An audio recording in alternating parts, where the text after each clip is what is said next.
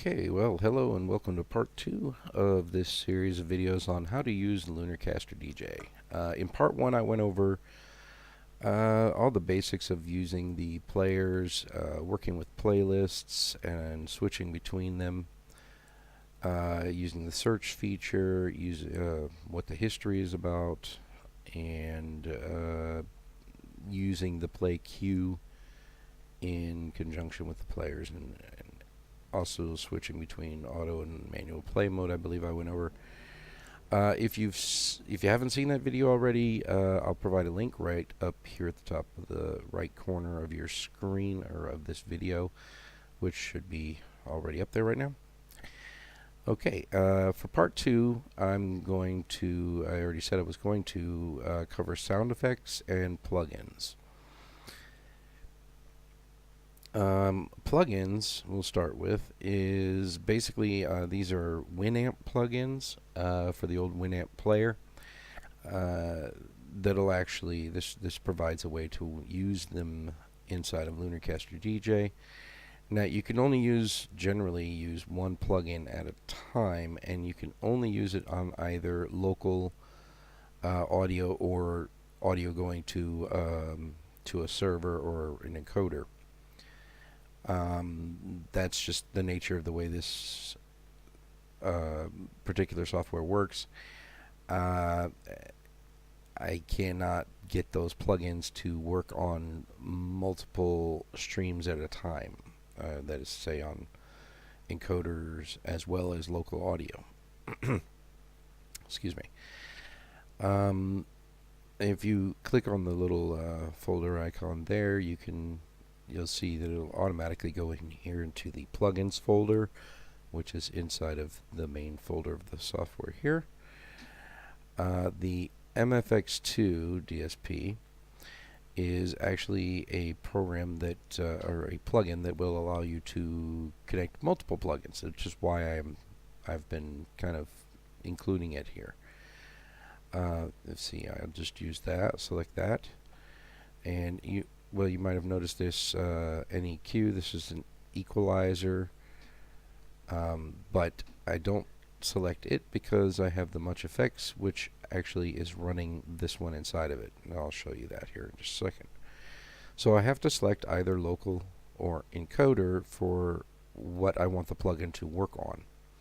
Now, generally what I'd always recommend is for anybody that's doing this streaming to a streaming server, is I recommend using the local first to set up the plugins so that they sound the way you want them to sound, and then switching to the encoder when you're actually going on air. That means, of course, then you won't hear these plugins yourself anymore, but everybody listening will off the streaming server.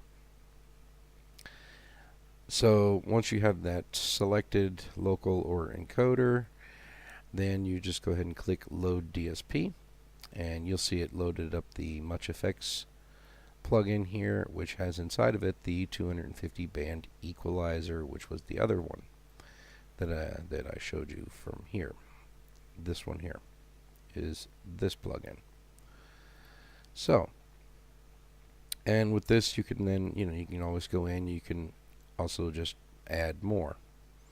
Right now that's the only one that's in that folder, so there's nothing else in the library to add. But if you had more, you could just click the little plus, add more in there, and you can have, I don't know how many, but more than enough. So, and then to turn these off, if you want to, just unload DSP and you're done. These other two buttons here, remember, just stores the file location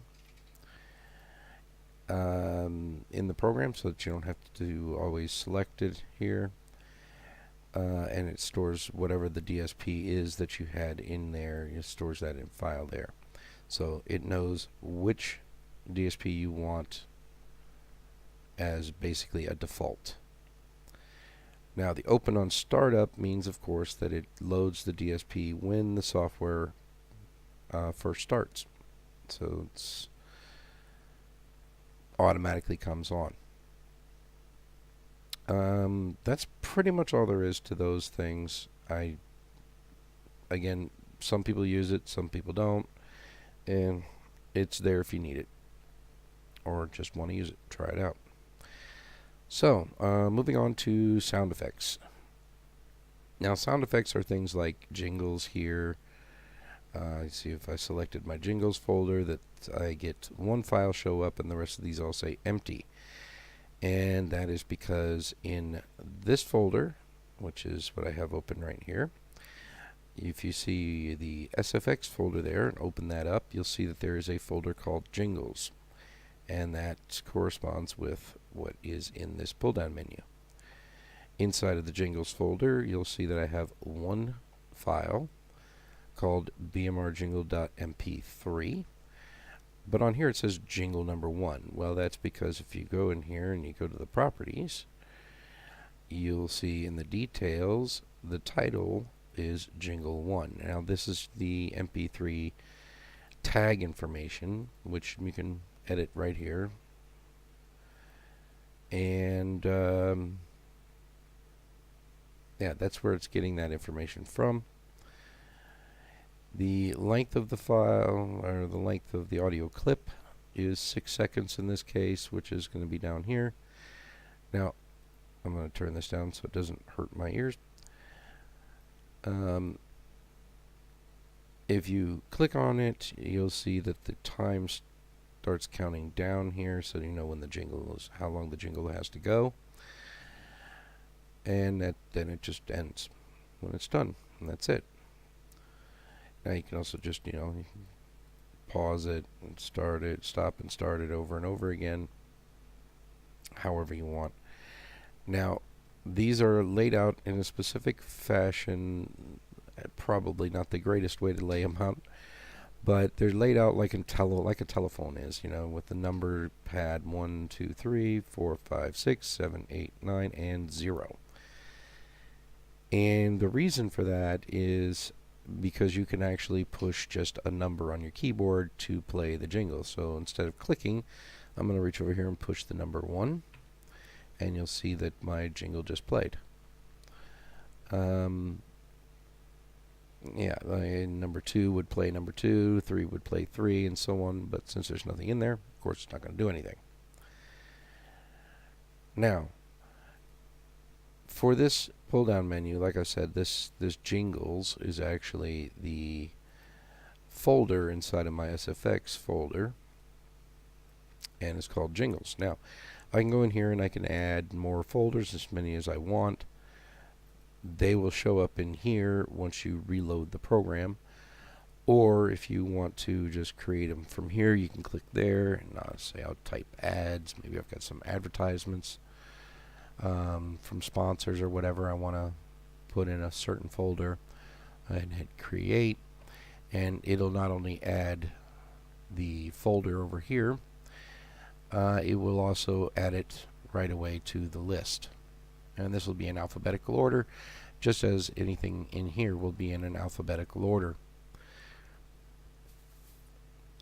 Okay, and that's really pretty much all there is. If I switch to ads, you'll see this is nothing here because there isn't anything in that folder. And the jingles, and there it is there. So I can just keep switching between whatever I want to do. Some people put real just, weird sound effects in these things, like a gunshot or a door slamming or glass breaking or what have you.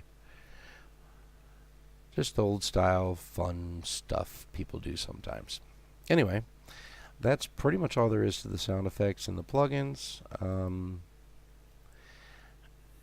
I think I'm going to go ahead and end this video here, because on the next video I'm going to be going over connections, events, and title updates. And, well, events more or less has to do with streaming to a server, but it's not specifically. But title updates and connections are definitely dealing with streaming servers, and that's when I'll also get into the voiceover controls here, as well as the auxiliary decks that I have here and here, and how you use those, what they're good for. Okay, well then I'll see you in part 3 if you're interested, and have a nice day.